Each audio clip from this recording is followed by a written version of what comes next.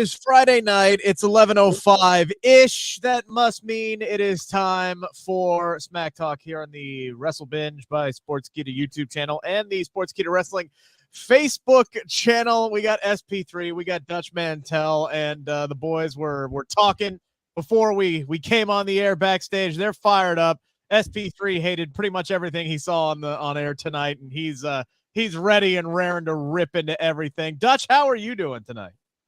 Well, I'm doing fine, but I had a very stressful week. Yeah, before we dive into all of that, we definitely want to get before we dive into everything with the shows. I mean, we wanted to get an update from you on your good friend Jerry the King Lawler, who had a rough week this week, obviously. Well, I was sitting around, I think it was Monday, and I started reading that Jerry Lawler had a stroke, and I went, "What the hell?" And then I investigated it, and it was true. The stroke wasn't true at the time. Could have been a heart attack at the time. So I got to checking into it, and the sheets reported that he was found face down in his driveway of his condo in Fort Myers. Well, that's not true. He wasn't found face down, and I'll tell you the story. And I've said time and time again through the years, Lawler is the luckiest bastard I've ever known in my life, because he missed a car wreck where it killed everybody in the car, and in the 70s. He was supposed to be in there, but he wasn't. Then he had a heart attack on Raw, right? Yeah. 2012. And we all thought he was going to die. That was in Canada. Was that in Canada?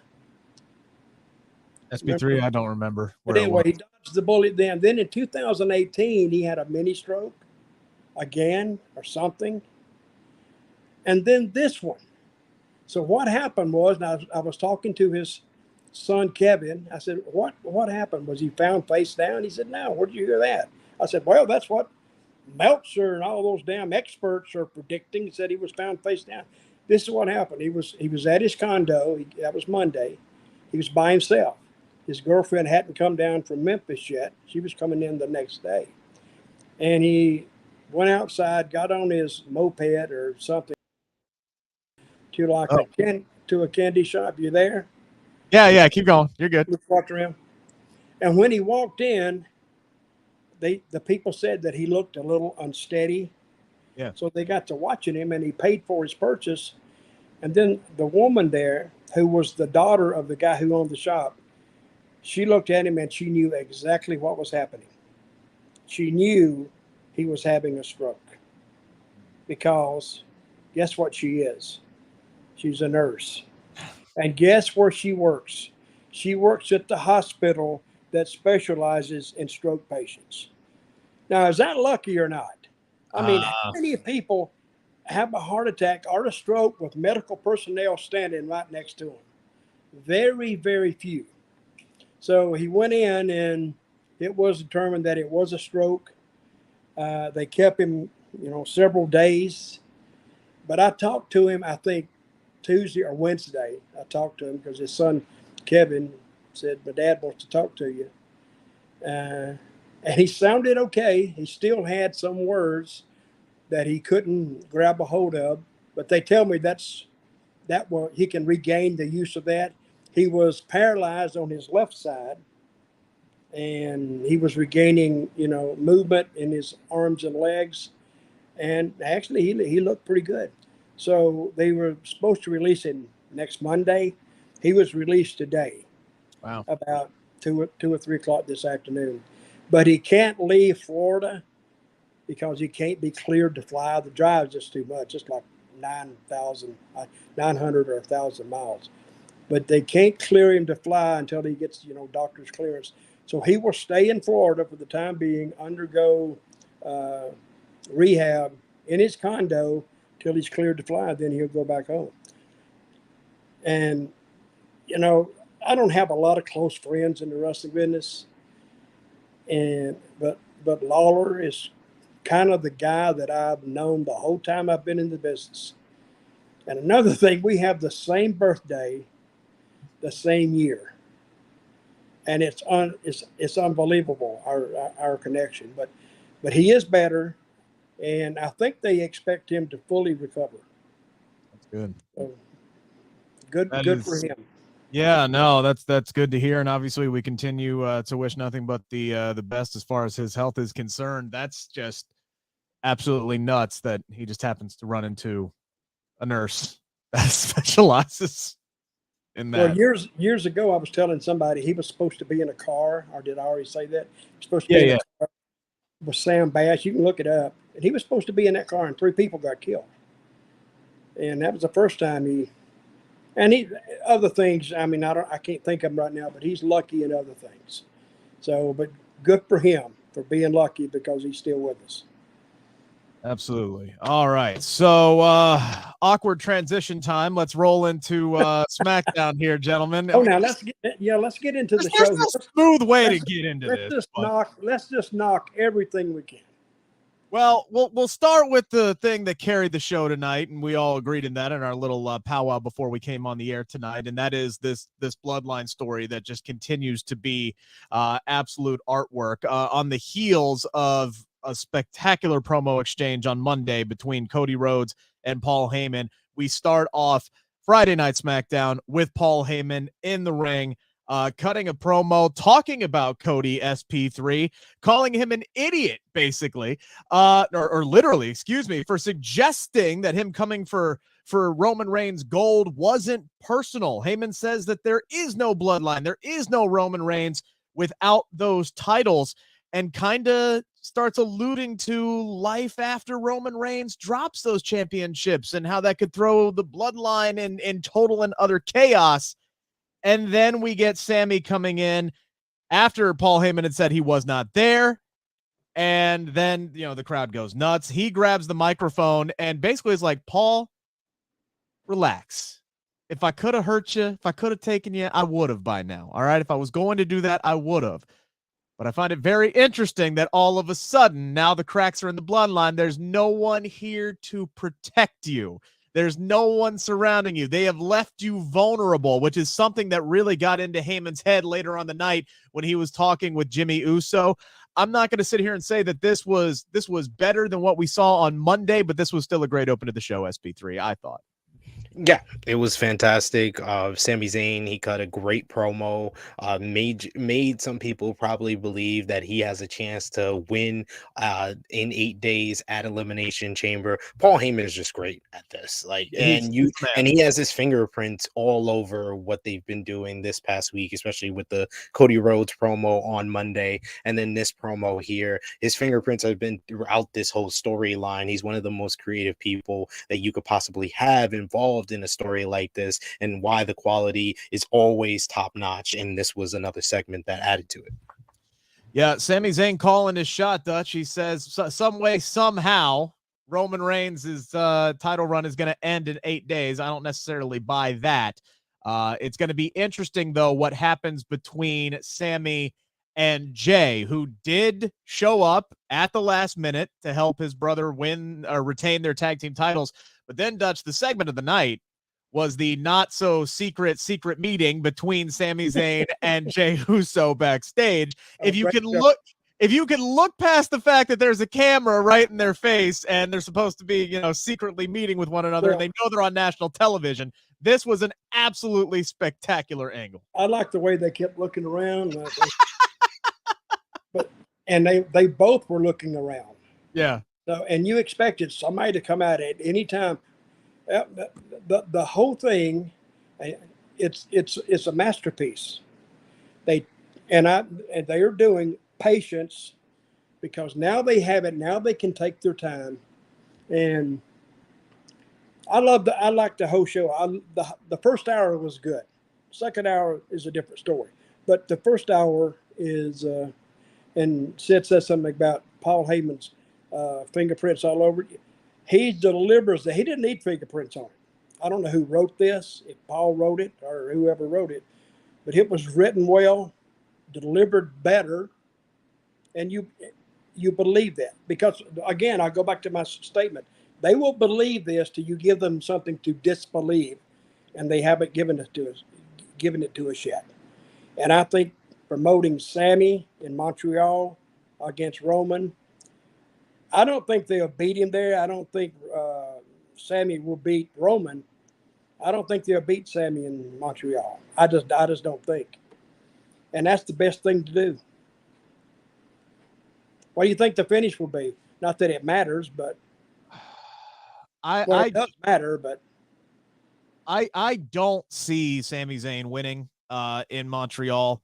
I think he's going to get screwed over in some way, some shape or form. And SP3, I think it comes down to what happens between him and Jey Uso. We saw him give a little fist bump, right? We saw Sami tell him, "Hey, look, I acknowledge you. You don't have to go down with the ship. I appreciate you walking out at the Royal Rumble and not contributing to my ass beating," right? And it closed with that little fist bump. And man, it makes you think what could happen.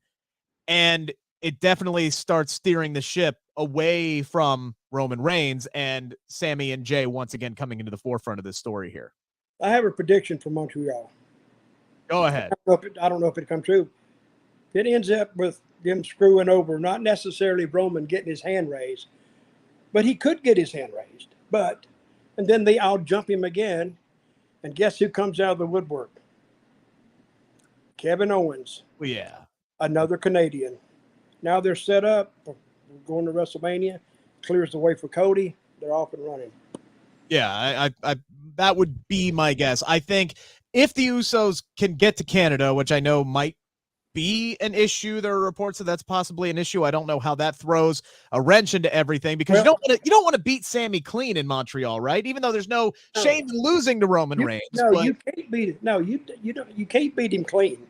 Then he's dead. I mean, not dead, but that damn sure don't happen. That's why I said a DQ. Maybe, because. But I don't know why one of the Usos couldn't get in, even if they are blocked, because all those immigrants get in somehow. They cross the border somewhere, just slip him over somewhere else. Well, a lot of them are not going to be on national TV. Have him show up under a mask, and it's not him. You don't know. Well, I've been saying since the Royal Rumble that the finish in Montreal at Elimination Chamber is Jey Uso coming out saying, "I'm sorry, I love you," and he's looking at Roman, but then he super kicks Sami, and that's how Sami loses the title, and that puts the heat on Jey and makes a smooth transition into Sami and Kevin Owens versus the Usos at WrestleMania. And if you want to leave the crowd home happy, you have Kevin Owens come out, make the save, run off the bloodline, and then the two Canadian boys hug in the middle of the ring, and you end the show happy. But I think that last part is going to happen. I don't necessarily think the Usos are going to be at Elimination Chamber now because of the ending where Roman told them to stay at home, because sometimes you will see things, on TV that you won't see there live. And I think next week is in Montreal on SmackDown, and then the following night's in Montreal. I don't think they're coming to Montreal now. At least not Jimmy, right? They sent both of them home. At least that was the message, but maybe Jey shows up still at some point. I don't know how you do this finish effectively without the Usos being there. They're such an integral part of this, but they haven't really missed a beat with any of this. So if there's anything if there's any storyline where I think that they could clear an obstacle on this, it's this one. And Paul Heyman was once again the MVP because he was great with just sneakily listening to the Usos conversation after they won the title match behind a pillar. He's just hiding there with his phone in his hand. Oh man, Paul Heyman has been he's been the MVP for WWE this whole week. I loved how we closed the show, and he did that little shoulder up, and he's like, "Jim, let me tell you, so we want you to watch something on TV, right? Just because you never know what you might miss." Obviously, cluing into the fact that everybody saw that damn Jey Uso and Sami Zayn secret meeting. Like, maybe look in front of you and see if there's a camera there. But again, if you could look past that, I thought all of this was brilliant, and I'm really looking forward to see what happens at Elimination Chamber. The entire Elimination Chamber pay-per-view so far is stacked. I'm genuinely excited for everything that is on the card, because it's mostly Monday Night Raw, where there's multiple things that are interesting except for one thing: like the SmackDown episode. All right, well, let's start from top to bottom here with the rest of the non-bloodline related stuff. Do we really? Can we just talk about the tag match and then be done with SmackDown? I think we could save a bunch of time. Well, we Because can nothing else was entertaining. Nothing else mattered on this show. I'm saying it out loud. Yes, nothing else mattered. I The did Bloodline like the stuff was Evans great. Squash. Huh? I like the Lucy Evans squash. Lacey Evans. Lacey Well, Evans, Lucy. we had multiple Lacey squashes Evans. on this show. We had multiple Yes. SP3, I did want to get your opinion on something though, because I saw you tweeting this, which is why I'm going to bring up the fact that we did see a tag team match tonight between the Bangers. I guess they're just called the Bangers now.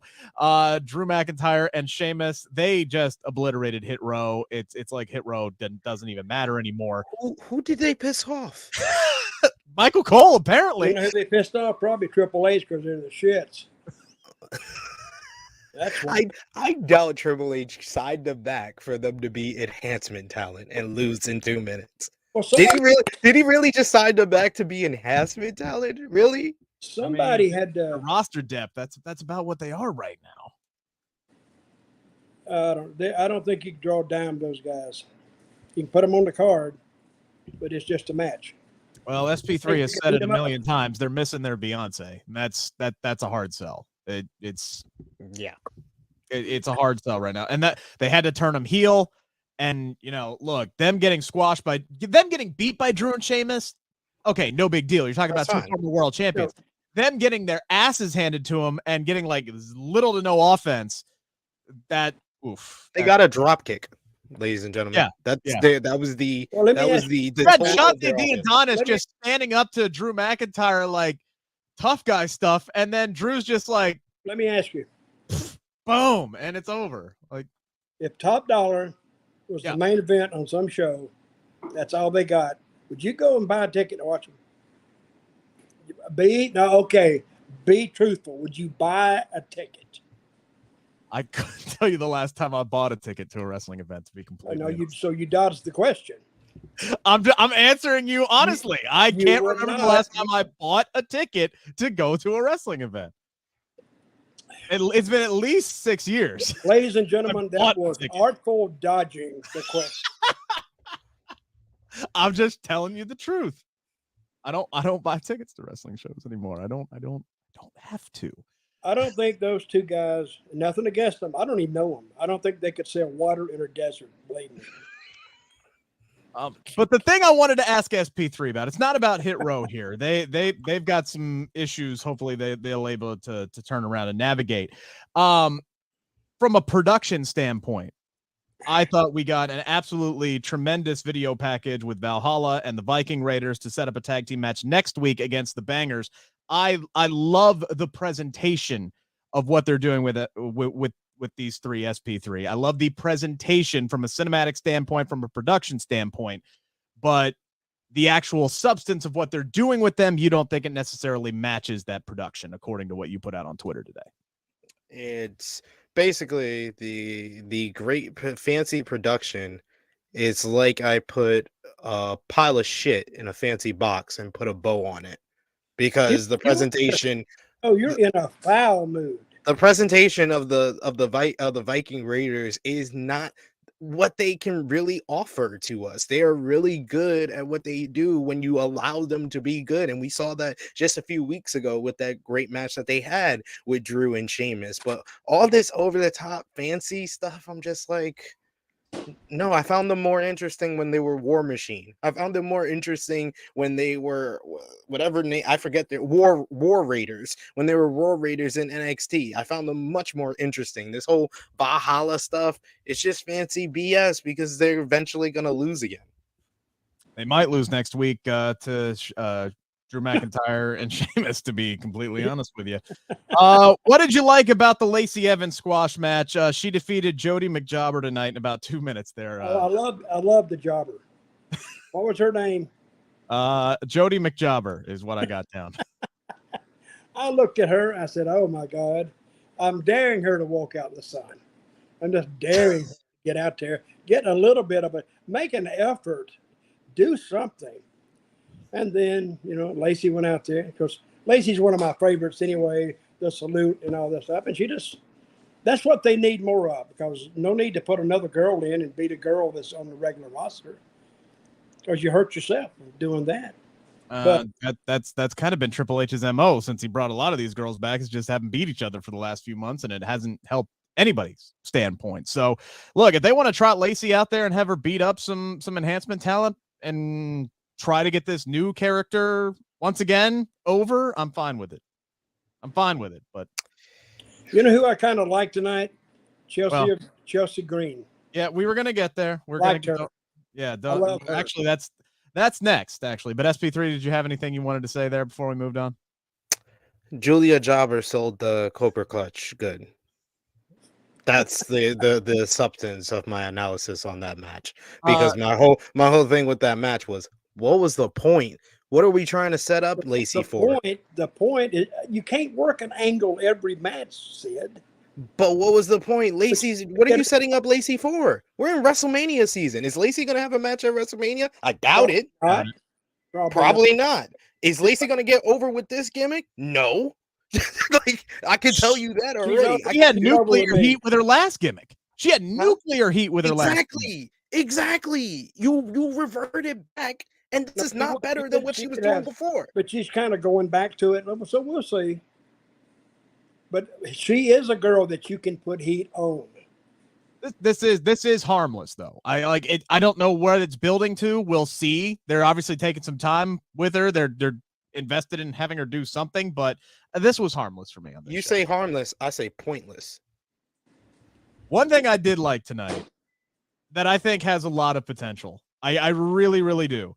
Putting Sonya Deville and Chelsea Green together, and Adam Pearce just being in total hell with this. First off, Chelsea Green and this whole Karen character is spectacular. She's getting rave reviews from everybody.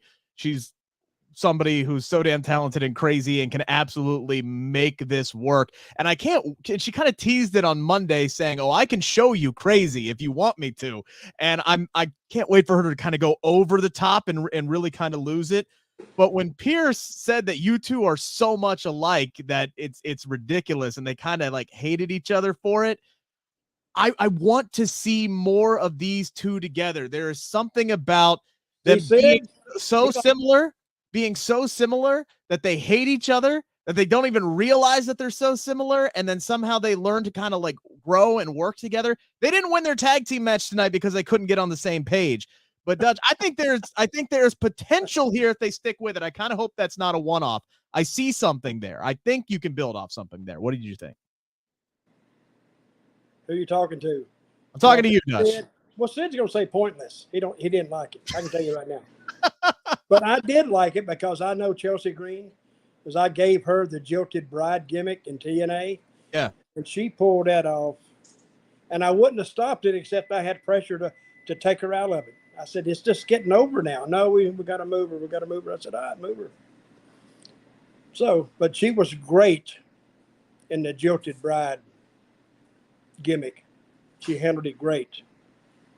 And I like it tonight when they looked at each other right before they went out. Like, oh, I'm stuck with you. And I thought maybe one of them would have said, I don't even know you. So, but I liked it. I really did. Sid, pointless? Chelsea Green made me laugh, so nothing that makes me laugh is not pointless. When she said, first of all, when she said, "Yeah, I came to basically report the Raw manager to the SmackDown manager. It's the same person." Then she said, "Oh, I'm sorry, I have facial amnesia. Are you discriminating against me?" I popped. She is good at that. She can deliver those lines. What's next, Sid? Facial amnesia. I have facial amnesia, so I don't know Rick from Dutch, ladies and gentlemen. I've realized that. Oh, Jesus. Wouldn't that be eye amnesia? All right. So facial amnesia. Facial amnesia. Whatever she said. We did have a tag team title match tonight. This is when Jey Uso showed up at the last possible second, clocking in right when his shift started. And look, I thought this was a really, really fun match. But let's be honest, they booked Strowman to look. Well, let's just say he and Ricochet lost this match because he made bad life decisions. He had Jimmy dead to rights after the power slam, decided to stop, rip his shirt off, pose for the crowd, tag in Ricochet for the Super Senton, got too close to the ropes, which allowed Jay to break up the pinfall, and then Strowman took himself out of the match when, the big-ass train went off the rails, and that left Ricochet vulnerable. So they had the Usos dead to rights, but because Strowman decided to showboat and then do one stupid thing after another, the Usos were able to retain tonight. Dutch, what did you think about this one? I thought the finish was pretty good, but again, Strowman is another one that they're really going to have to work on, because remember they were pushing him up against Gunther for a while. Yeah. All of a sudden that disappeared. So I think he's in the same boat as Karrion Kross, to tell you the truth. They were kind of got him up here.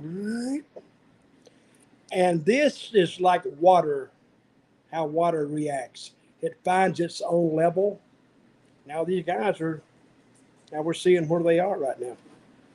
I mean, they pushed Karrion Kross pretty strong at the beginning. I mean, he went up against Drew McIntyre to start, but immediately then went down to Madcap Moss and then back up to Rey Mysterio, and we'll get to the main event tonight. But yeah, you're not wrong. I think Strowman has found a pretty decent role. As a tag team guy, basically. I mean, the Usos have beaten all the established tag teams, so now they're basically running against the singles competitors that they're squeezing together. I like the team of Strowman and Ricochet. I think that's something that came together organically based off of Strowman's comments on social media, and they kind of ran with it, and I think they work together well as a team. I don't know if they'll keep them together, SP3, after this loss tonight, but what do you think of the tag match? Oh, I thought it was a fun tag team match. I think Ricochet and Strowman actually make a pretty decent team, and I want them to team together coming out after this. And I thought the angle beforehand with Jey Uso was just perfectly done the way they did it, even though if I was me, I wouldn't have had Jey Uso come back here. I would have waited to have him come back for Elimination Chamber. But you needed him for the segment later on with Sami. That's why I just accepted that Jey was probably going to come out when they already established that Solo Sikoa wasn't here. In my mind, I thought the right booking was to have Solo replace Jey here and them still retain. But they went in a different direction. They had Jey come back here, and they followed it up perfectly, so I can't complain at all. And it was a fun tag team match, and it was something with the Bloodline. So like I said, anything with the Bloodline tonight was entertaining. Everything else, besides Chelsea Green, Dutch, I'm really surprised. I thought that SP3 would be in a good mood tonight because his girl Ronda Rousey made her triumphant return to the show tonight. That was actually pretty good too. Natty, they put Natalya out there to deliver an in-ring promo, and she cuts it on Shayna Baszler, because Shayna's the one that took her out. Injured her a few months back, and she calls Shayna basically a Ronda Rousey ripoff. Shayna then interrupts Natty to defend her own record, and then we get Ronda. Not the best reaction we've seen from Ronda, but she comes out, they double team Natty, and then Shotzi shows up. That didn't help much. Shotzi got chucked out of there. Now we got a tag team match that's set up next week between these four ladies. SP3, what did you think about how they decided to bring Ronda Rousey back into the fold here? So I get the point was to set up a tag team match for last week. By the end, for next week, excuse me. I wish it was last week. For next week, but by the end of it, I was like, what was the point? No one looked good coming out of this. Ronda comes back, gets a least reaction than she's gotten previously. Shayna Baszler just got dumbed down to a dollar star version of Ronda Rousey. Natalya was supposed to be the babyface and got no reaction at all and came off like a heel to another heel. And then Shotzi came out and made the save and looked like a chump. So who got over in this? She is a chump. So what was the point? Who advanced? That's my issue with a lot of this episode is outside of the Bloodline stuff, I don't know the point. The point, I think, was to establish something that we already knew was coming, and that's the fact that Shayna and Ronda are officially going to be a tag team moving forward and not just friends that hang out with each other and beat up people backstage. You literally set it up in a way that already is telling us how this whole tag team partnership is going to end, because Shayna feels like she's in the shadow of Ronda Rousey. So once again, what was the point, dude? But that's how every tag team disbands and fights each other, with the exception of New Day. They don't usually put the reason why it's gonna happen before they even are a tag team. They don't tell you. We didn't know Jay was gonna form a relationship with Sammy back in 2010 when the Usos formed. So don't tell me that you did. I needed to get invested in them first before you told me why they're gonna break up. I liked it. They're gonna have some work to do, though. I guess. If they're gonna have, okay, whatever. I was gonna say they got some work to do, though, because if Ronda and Shayna versus Damage Control is the plan for WrestleMania, which I forget who reported that. I think that was Meltzer who reported that. They got some issues there. They got to work on that match, because right now you got two heel teams that who's the crowd supposed to root for in that situation. So maybe they turn Damage Control babyface by then. I don't know. It's gonna be interesting to see what they come. They're dead on arrival already. Who? Shayna and Ronda? No, they're not dead. You just got to get them some opponents. They need babyface tag teams. That's a problem. They don't have any. They can invent one. That's what they got TV for. If it don't work this week, guys, you got 51 more weeks to work on it. And they will look at that. Hopefully they see, well, that didn't work. Okay, let's try this. I'll tell you what, I thought Raquel and Liv worked really well tonight. I just don't know why they're buddy-buddy all of a sudden, because didn't just 2 weeks ago Liv Morgan slap the ever-living shit out of Raquel Rodriguez, and then they fought each other in the Royal Rumble? So I don't know why they're all lovey-dovey, and hey, yeah, by the way, they're also opponents next Saturday. So I don't know why all of a sudden they're palling around and everything's great there. That didn't make a whole lot of sense to me. They had some nice double team moves, though. So, I mean, they worked well together. But wait a minute. What happened to Liv Morgan and Tegan Nox? Wasn't that a tag team that they were going to be putting together? And then that fell by the wayside in about 3 weeks? I don't know. I don't think they have any idea what the hell they want to do with that women's tag. This is it. What do you remember about this show more than anything else? The Bloodline stuff. The high spots. Yeah. What were the high spots? Sammy, Heyman, Uso joining up. Chelsea Green. That was about it. And that was the show. That's really all they need on the show. I wish they'd had some more great stuff, too. You're just making me wish the show was 30 minutes, because that's just 30 minutes of the show, and I had to sit through another hour of it with commercials. Well, I don't know what to tell you. I don't book it. I don't write it. I tell you, I'd write a show like 10 minutes. And what I do, this is what they need to do. They need to put out a cheat sheet before they run the show and say, this is going to happen, this is going to happen, this, and tell the reason. And then now they don't have to watch the show. They already know what's going to happen. We got Isam Walker here saying that they're looking for what women get the bigger pops.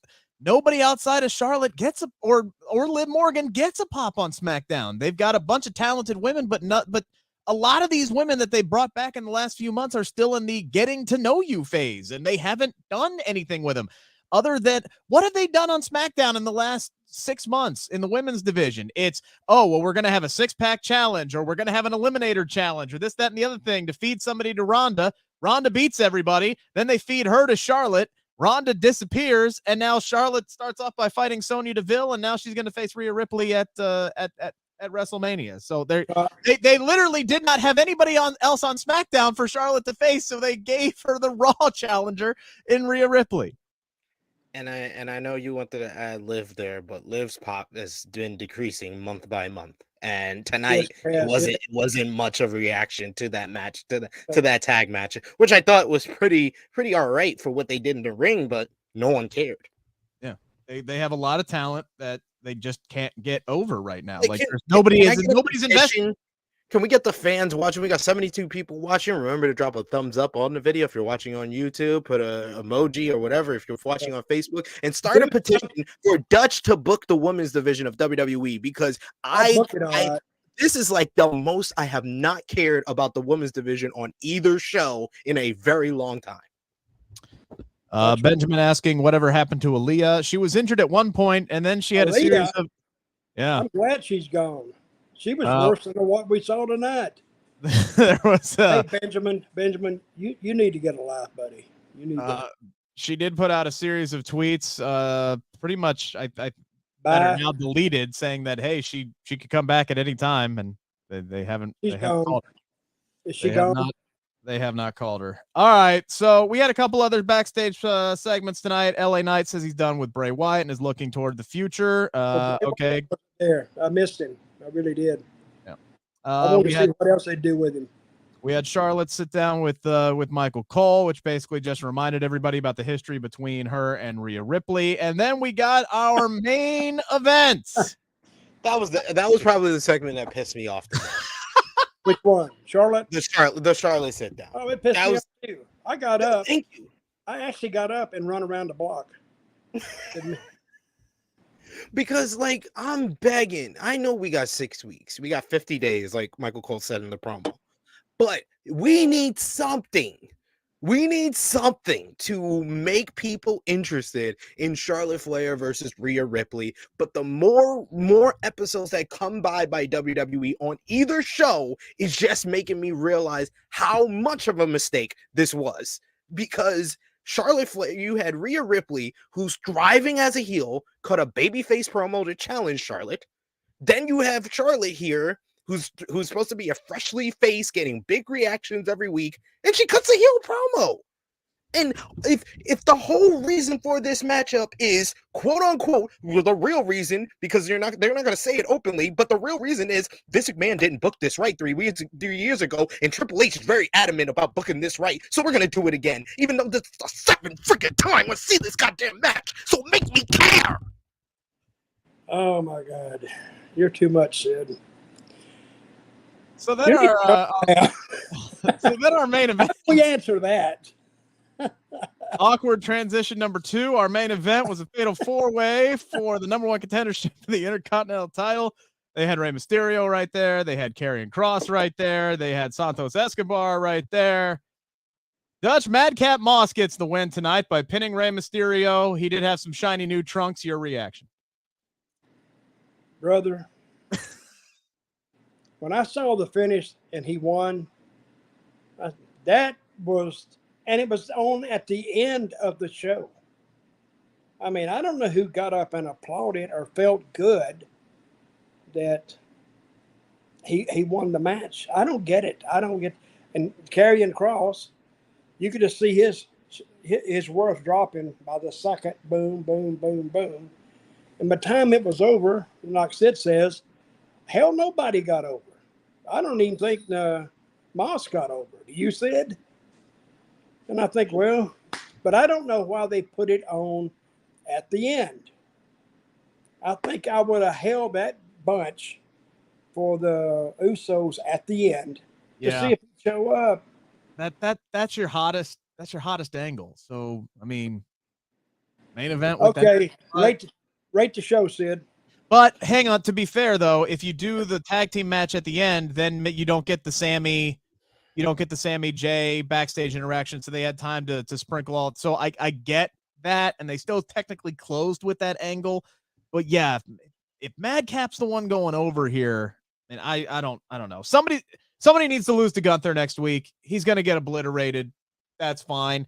I'd rather give that spot to somebody like Santos Escobar, because he's a guy he'll probably lose the match, but they've done little to nothing with Legado del Fantasma since they've come up. They've had multiple opportunities to win opportunities, and they have not won any of those opportunities.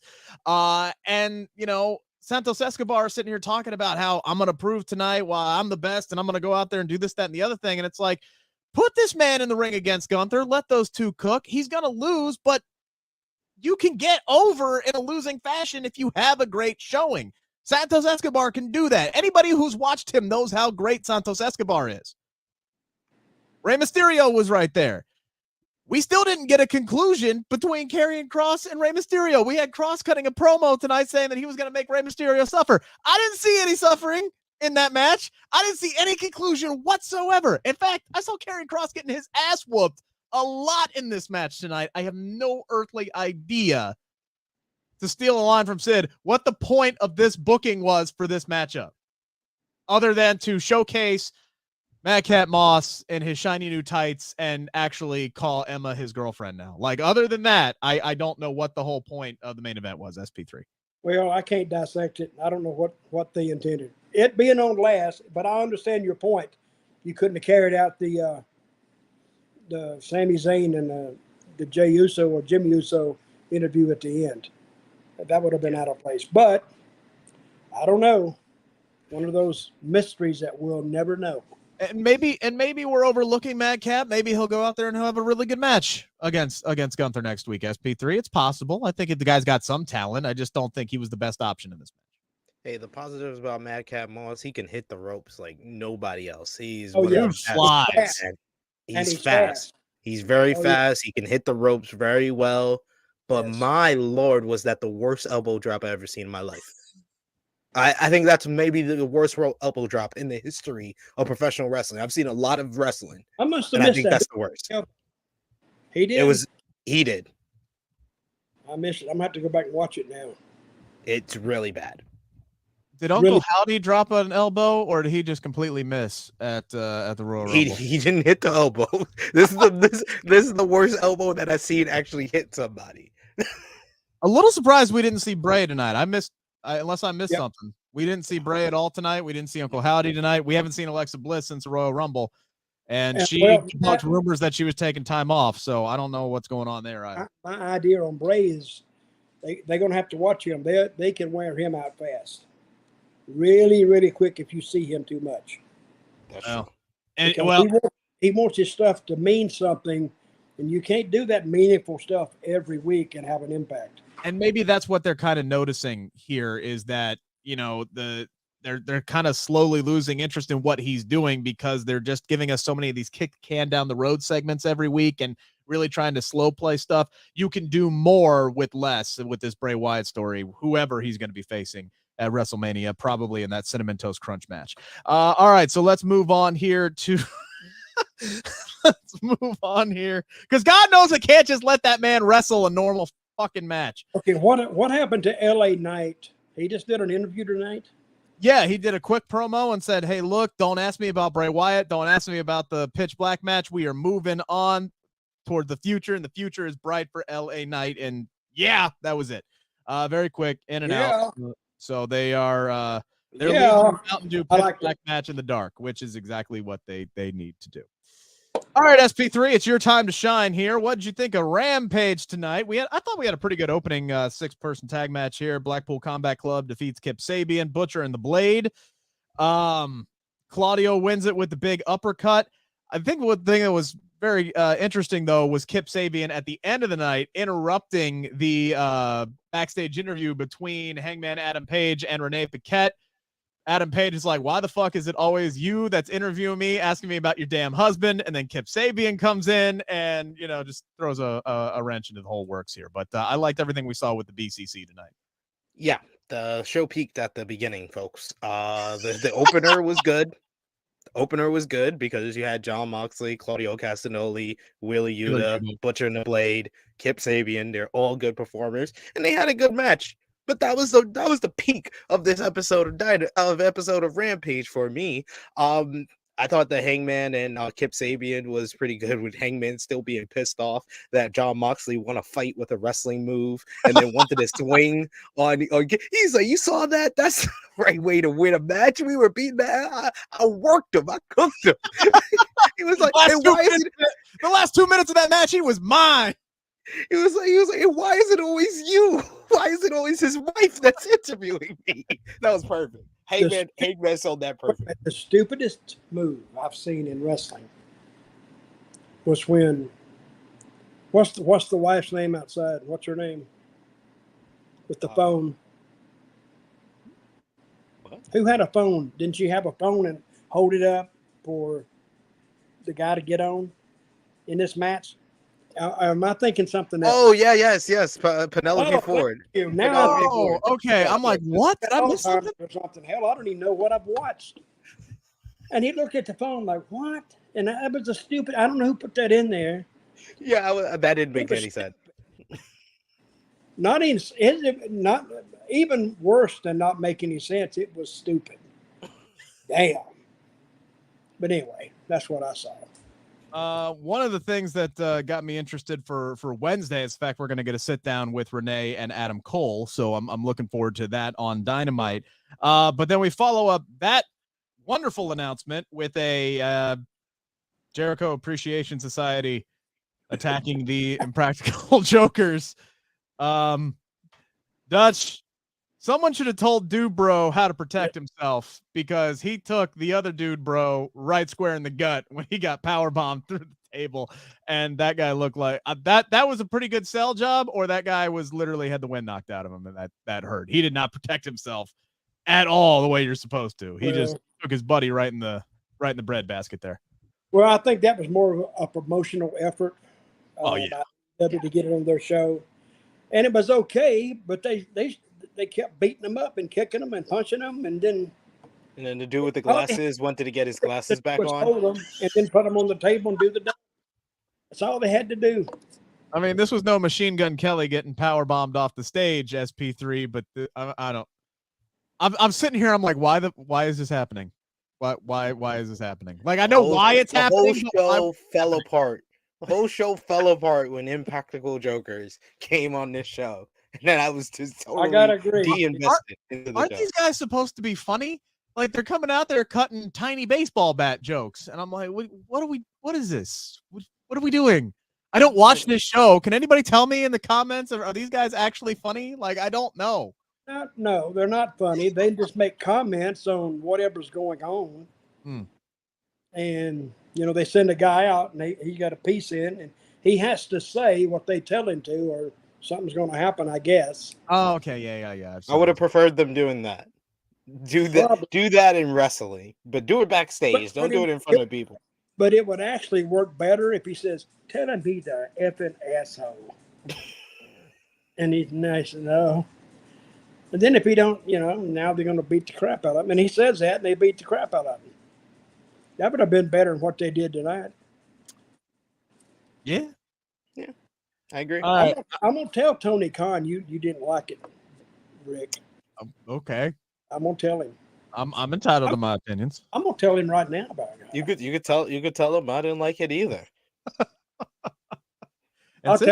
Sid's been at parties with the man. I'll tell him I liked it. Stay on his good side. So there you go.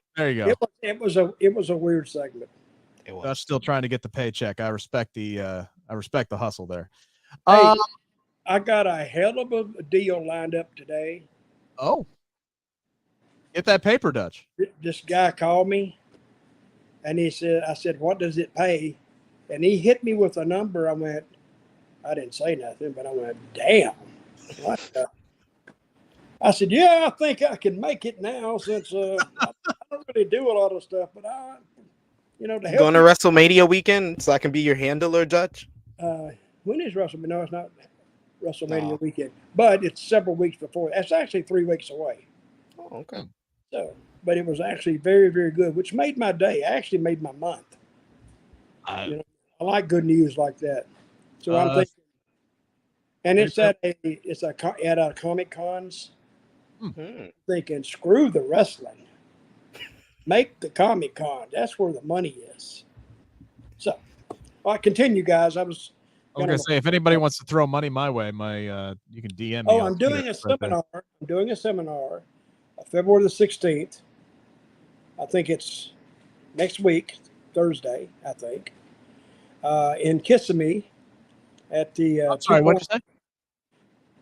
Kissimmee. I say Kissimmee, Florida. You want me to do who with what now?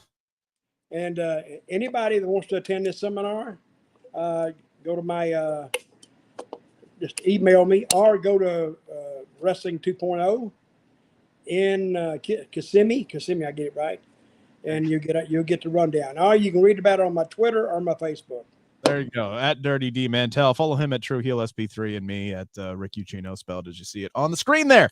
We got a Dustin Rhodes promo, and then he got his ass kicked by Swerve's boys, and then Swerve. If the show wasn't dead by then, that finished it. I'm sorry, I disagree with you, Dutch, because we got the line of the fucking night in this. You may have got a line, but the line of the night end. when Swerve just and SP3 back me up on this. Yes. Swerve just leans in and says, "Happy Black History Month." Happy Black History Month. That popped me so much. As hell. Dustin, how is that racist? Racist bastard. It's Black History Month. He just stated a fact. Yeah, he just stated a fact. It's factual evidence. That was racist as hell. It's factual evidence.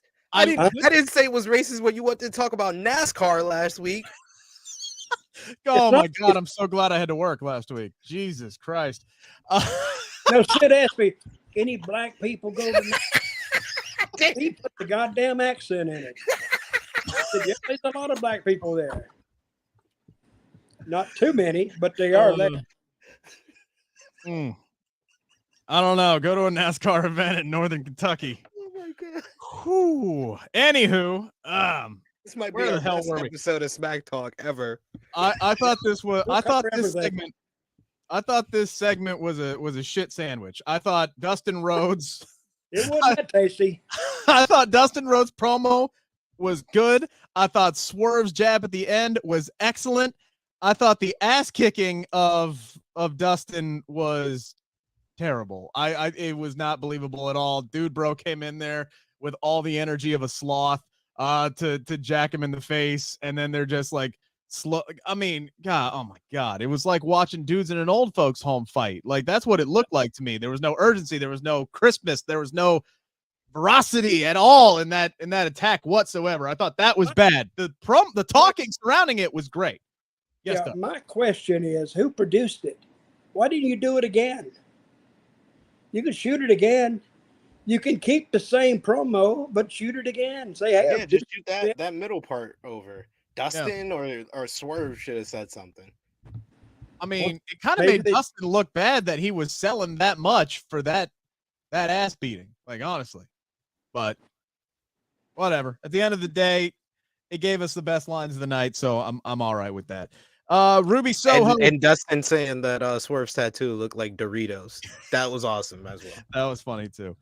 He'll get a sponsorship deal out of that probably. Ruby Soho defeats Marina Shafir, but who cares about that? Because afterwards we get Saraya and Toni Storm coming out, looking like they want to talk to Ruby, and then they get blindsided by Britt and Jamie, and then we get a triple threat match set up next week. Britt, Toni, Ruby. That's going to happen on Dynamite. SP3, what are you thinking about this heel turn so far with Saraya and Toni? Seeing a lot of mixed reviews from people online. Where are you at with this right now? I think me and Dutch kind of talked about it last week. Seems like a better fit for them. They just seem more comfortable in this hero role. And I will say these two sides fighting over Ruby Soho is the most they've done to make Ruby Soho feel important since she came 1,000,000%. And the fact that she was the most mature out of this and looked like a mother just watching her kids fight on the outside and just being like, oh my God. That was great. That Ruby was awesome in this. So it's helping out Ruby. I feel like Toni Storm just feels like such a much different character as a heel than she ever did as a face when she was a boring face. Saraya is more comfortable as a heel, obviously. Yep. We see in her promos. Britt and Jamie were already getting cheered. So I think this is turning out right, but it is very mishmash from week to week as far as quality. Yeah, and honestly, the only thing, like, occasionally there'll be times like honestly, I wasn't feeling Toni and Saraya's promo on Wednesday, right? Like it felt kind of cheesy to me, right? Yeah. Sometimes they come off cheesy, but sometimes, like when Saraya's coming out there tonight, she seemed confident. I mean, she only had to say 2 sentences before she was attacked, but I was interested to see where that was going. So sometimes it's hit or miss, and I think Saraya's still getting her feet wet on the whole promo thing. It's a different ball game in AEW doing promos than it is in WWE. She grew up in that overly scripted style, so she's getting her feet wet still on that. So we will see on that one. Benny, you're right. What about the interesting segment with Darby Allin on tonight's AEW Rampage? I thought that was very good. I have no idea where that's leading. Any guesses, SP3?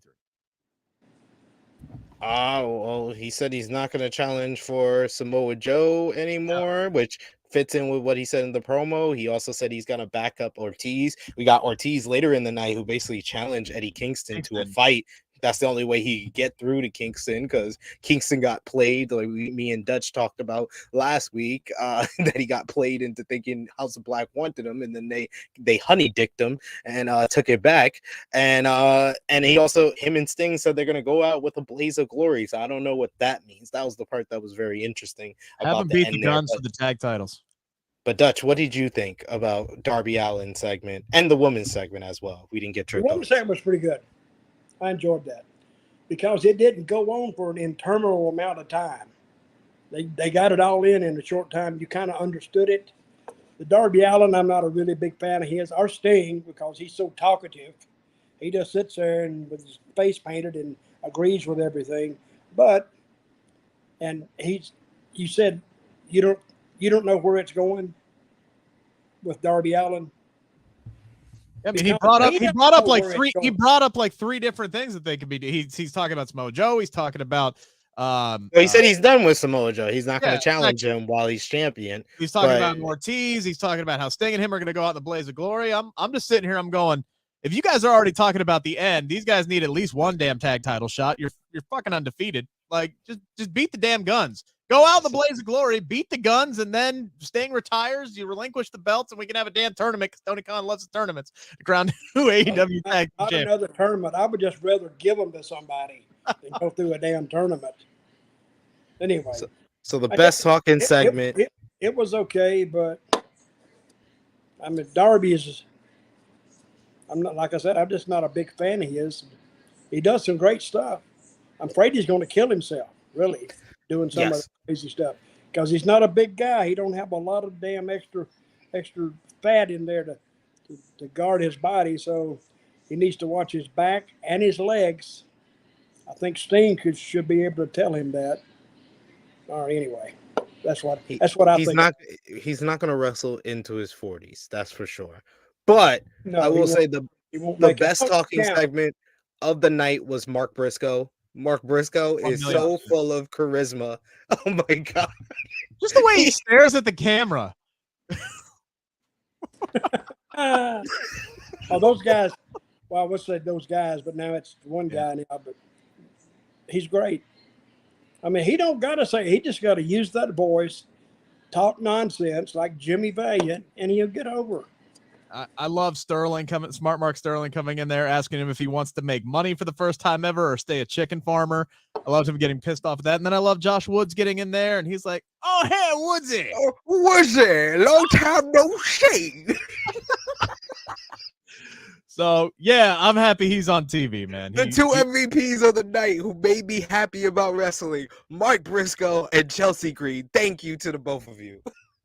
We had Jack Perry beat Little Dolph in short order, and then we got our main event of the night. Why did Little Dolph fall asleep in the tanning bed? That dude was green. His arms were green, y'all. Y'all saw it? Was I the only one that saw it? His arms were green. How long did he stay in the sun? I didn't watch the whole show. I never watched the whole show. I watched it up to about. Honestly, you could have gone to the bathroom and missed this match. It was over before it really got started. Like, yeah, there's really nothing to even talk. It was a squash match. Jack Perry won a squash match and then did his little I want a belt, his discount double check, and that was it. So. But the main event tonight was Orange Cassidy retaining his All-Atlantic Championship title against Lee Moriarty. I like the finish to this matchup, SP3 countering the submission into a roll-up to get the 3 count. And then we got total gang wars at the end of it with Lethal and Jarrett coming out and Best Friends running out there. And then the Acclaim made the save and just all damn chaos just absolutely erupted. Yeah, get some pops at the end there. The match was good. Orange Cassidy. And I'm ready to see the ratings for this episode of Rampage, because last week's episode did not do good in the ratings, even though they had Kenny Omega and the Young Bucks, the Elite. Because if it does better this week, I'm gonna say it as a draw. Orange Cassidy greater than the Elite, because it seems like whenever Orange Cassidy is on the show, it does good in the ratings. So I want to see if that trend continues here. But it was a good matchup. I like Lee Moriarty working over the Orange Punch arm, so it had strong psychology to that, as far as like him working over that arm for the duration of the matchup, and how when he finally does hit the Orange Punch, he's not able to get the pin because he's worked over that arm, so he's not able to get the pin very quickly. Got him into the Border City stretch, and all it took was Orange using a wrestling move and getting the win to retain his title. So I like that match had strong psychology, so I thought it was a good main event. And then the aftermath, I was like, okay, they're still feuding with Jared and Team TNA. Like honestly, I felt like I was watching the end of. I thought I was watching the end of Lord of the Rings: Return of the King. I'm like, oh, this show's over. Oh wait, no, there's more. Okay, now it's over. Oh wait, there's more. And we're still going with this damn show. I thought it ended 3 fucking minutes ago. So that's kind of how I felt with the end of Always look at the clock. You think it's over. If it's 2 minutes, oh no, we got some more. So but that's not necessarily true, because SmackDown always ends 2 to 3 minutes before the top of the hour. But that's SmackDown. I know. That's SmackDown. They're different. Rampage always ends like either like over the 0-0 or at 1-0-1. They usually end the show. I'll say this much though. I love this Orange Cassidy title run. Like he's only had it for 111 days, but he's had so many defenses. Like 10. That's his 10th successful title defense. The all-time record for a singles title in AEW. Like, I'm literally thinking to myself before I looked this up, I was like, man, he's had this thing forever. Like, this has got to be one of the longest title runs that they've had that hasn't gone a year yet. It's only been 111 days. They just it makes it feel important. It's not getting hopscotched around like the TNT championship does. They're fine. Like, it took them so long to put a belt on this man, and now they're making it mean something. So I appreciate that, and I'm enjoying what Orange Cassidy's doing with it. Wait a minute. I agree with both of you guys. What you guys said. It's like the European title of the Attitude Era in a lot of ways, and this is kind of like the D'Lo Brown European title run of the run that's making it very interesting, that's making it a mid-card title that actually matters. So whoever is eventually the person that beats Orange Cassidy should get over, and then hopefully continue the momentum here. All right, that's it. We made it through all the shows. And Dutch already pitched what he's got going on. So what do you got going on, Sid? Well, you can check me out tomorrow on the True Hill Heat YouTube channel. Hopefully, I'll be much happier than I was tonight. I'll have time to absorb these episodes of wrestling in the 3 hours I'll never get back in my life.